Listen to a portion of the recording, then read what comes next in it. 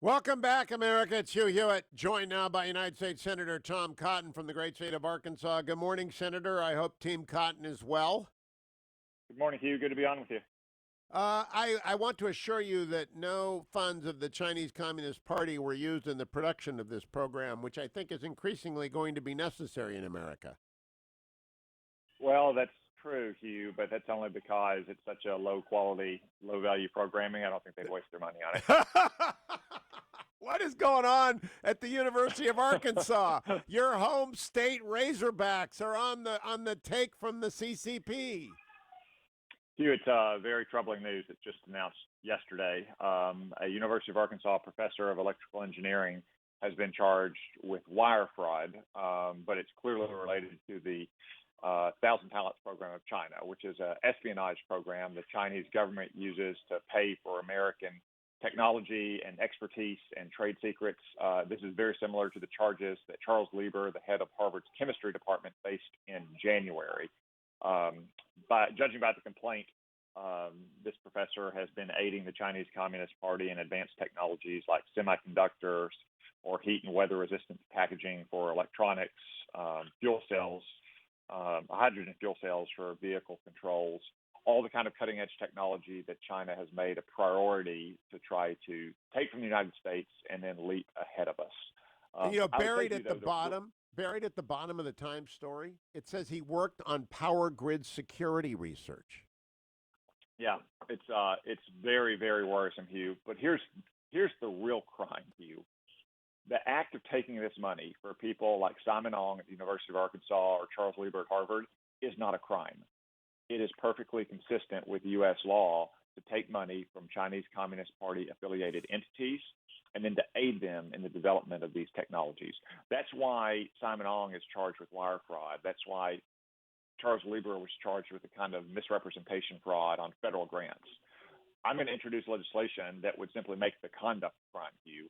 We ought not to allow our very best scientists and researchers and professors, almost all of whom either at all times or at many times are conducting federally funded research from the Department of Defense and the Department of Energy, the intelligence community, the National Science Foundation. We ought not to allow them to also be on retainer to Chinese Communist Party officials, giving access to all of that technology which American taxpayers have been paying for. 100% agree. I just think we've got to decouple America's higher education. I am curious, Senator Cotton, if you agree that an amnesty might not be a good idea. If the Department of Justice were to say, if you're involved in taking money from the People's Republic of China, step forward right now, declare for us what the extent of the relationship is, and we will not prosecute you. Would you? Because I am more interested in finding the network than in prosecuting the dupes. Hugh, that's a possibility.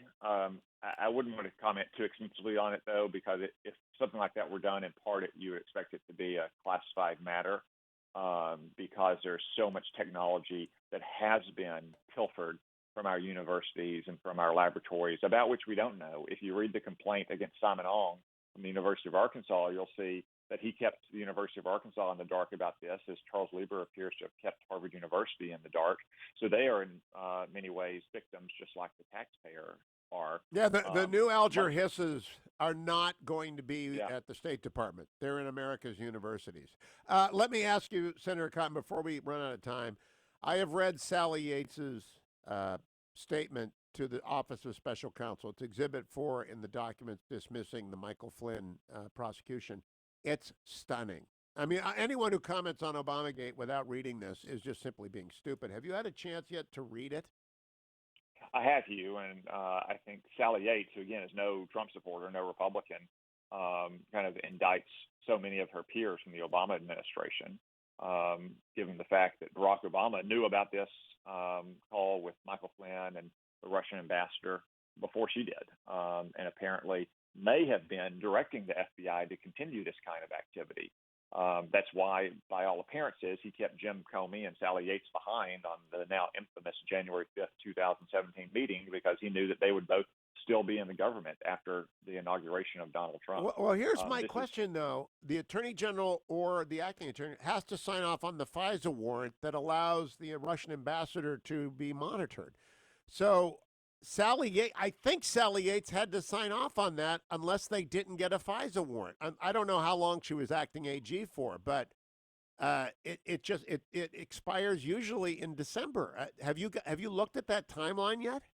I don't know the exact timeline, Hugh, or when those might have expired. I do know that there's still more information to be disclosed. I think there may be more disclosures coming today, but we're finally seeing the unraveling of what could prove to be one of the biggest political scandals in American history. That the Obama administration intentionally abused FBI authority to interfere with the peaceful transition of power. That's Obamagate. Is the undermining of America's greatest tradition as a republic is the peaceful, seamless, cooperative transition of power, and they tried to blow it up like a bridge in a bad war movie. Tom Cotton, always a pleasure to talk to you, Senator. But I assure you, the CCP has no money invested in the Hugh Hewitt show. I just got to make that assurance now that we read these stories about the University of Arkansas.